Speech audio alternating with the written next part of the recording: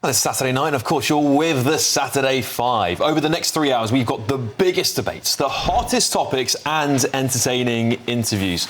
We'll be discussing Ryanair introducing paperless boarding passes as we worryingly move towards a digital-only society. And did you miss the naughties, perhaps? Well, actress Emily Blunt does. She says the world has now become so earnest. Well, she may be right on that, as it's been revealed that footballers have been told that "come on, lads" is offensive. I mean, I say that to this panel. All right, lads. Yeah. Andy Burnham wouldn't like that. You wouldn't like that at all, would he? We'll also be delving into a fresh batch of triggered tantrums for you all.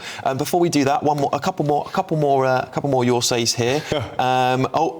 Grumpy Grandad says you take it all in your stride, Kai. You take it all in your stride, and that's true. I think we seem to think that Kai's one of the better lefties. I think the best, I thought. It's a low bar, but he does go on. It's a low bar. I'll take it. I'll take anything. Yeah. We tell him he looks great in the green room. So I like the shirt. Lots of you asked about digital ID as well. And talking of that, I'm going to bring up our first presenter, and it's going to be you, Dr. Renee. Wait, not you. Me. No. Extraordinary. OK, so welcome to Orwell's Britain. Labour is pushing digital ID hard, and they say it's going to control migration. But France and Germany have digital ID, and they've got record migration, so that's a lie.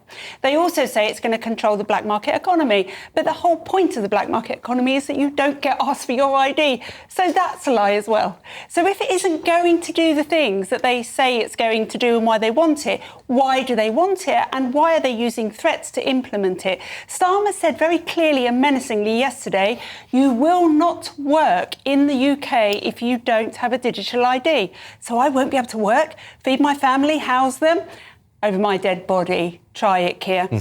So we already have a national insurance number. You cannot, without that number, get a bank account, rent a house, hire a lawyer for anything. You can't do anything without a national insurance number. So we have the security that we need to check our ID. So if it isn't about security, what's it about? It's about surveillance and control. It's right out of the UN's Agenda 2030. There was a dry run in COVID. Do you remember COVID, where you couldn't eat out, get on a plane, go to university? For some people, go to work without flashing your QR code on your phone. Well, let's extrapolate that a bit further. You dare to criticise migration or net zero. You dare to say that a man cannot be a woman. By the way, he can't. And you dare to raise the flag and be proud of it. You might find yourselves very quickly via your digital ID penalised, and already we have 35 people a day in the UK who are being arrested for offensive speech. So the next step on from here is digital money. I've been saying it for ages, it's coming. Your wages, your savings, your spending, your travel, all linked to your digital ID. Step out of line, say something they don't like, and they will switch you off. No travel, no car, no spending, no life. This is the Fabian autocrats' wet dream, headed by Tony Blair. And if you agree to it, you are agreeing to shackle yourself to a life without an ounce of freedom henceforth. As a journalist, I always need to remember more in less time. And you know what I really hate? Taking notes. It wastes loads of time and you forget stuff. And that's where Plord comes in. This is the Plord Note, a sleek, pro-level AI note-taker that records and creates notes for you. Whether you're listening to a long podcast, stuck in a meeting, or on an important call, Plord captures everything at the tap of a button. Then it gives you a smart, structured summary with all of the key takeaways. It even recognises different speakers by their voice, and you can choose from bullet points, to-do lists, or even mind maps.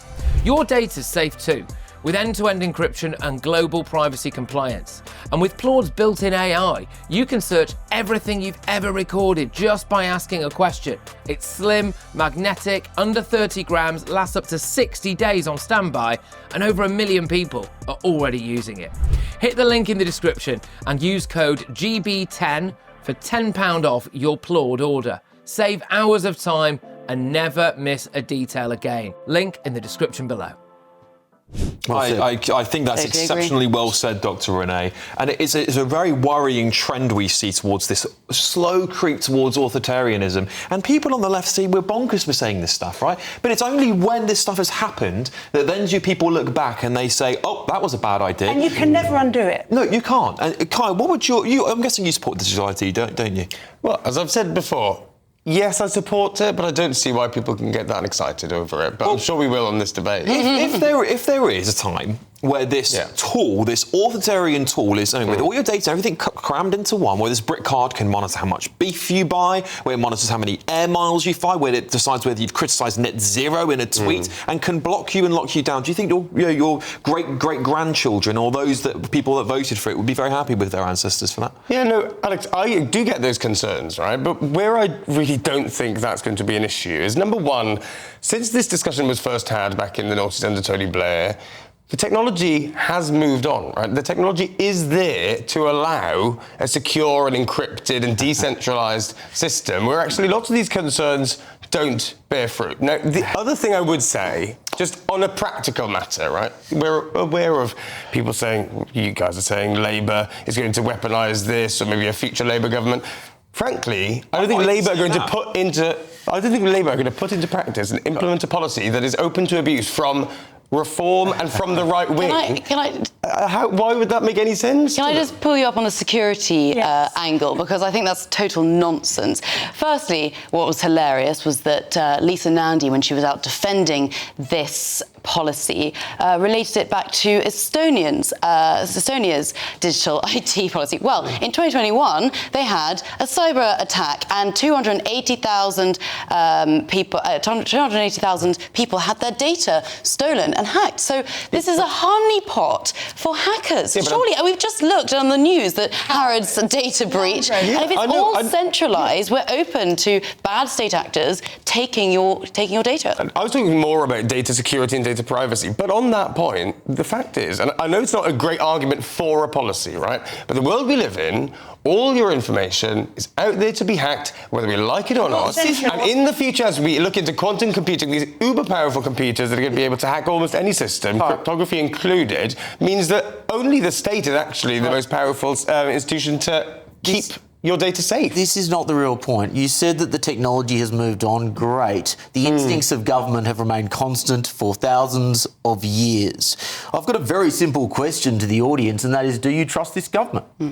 And I can hear it almost through the... Or future governments. You don't know who the next Prime Minister will be. That's exactly why it was designed differently. I agree with Ellie's saying that. It's not... I actually don't think Labour all of a sudden are going to become this dictatorship overnight. What I worry about is that if it takes one political party, whether it's they might even exist today, these political parties, it just takes one in the whole history of humanity in this country, which on average is... That's why design is very important. If the system is designed in order to avoid this kind of abuse, which obviously Labour would want anyway. Any party in this country wouldn't want this government to actually implement it efficiently at all? Firstly, it's going to cost a lot of money. It took about 3-4 years to build the government.uk app. I mean, this is not about efficiency or technology. We've seen what happened in COVID. There are 30 people every single day that are being locked up for things that they say online. If you think that this won't be used to actually kind of change behaviours and manoeuvre people to do whatever this government wants them to do,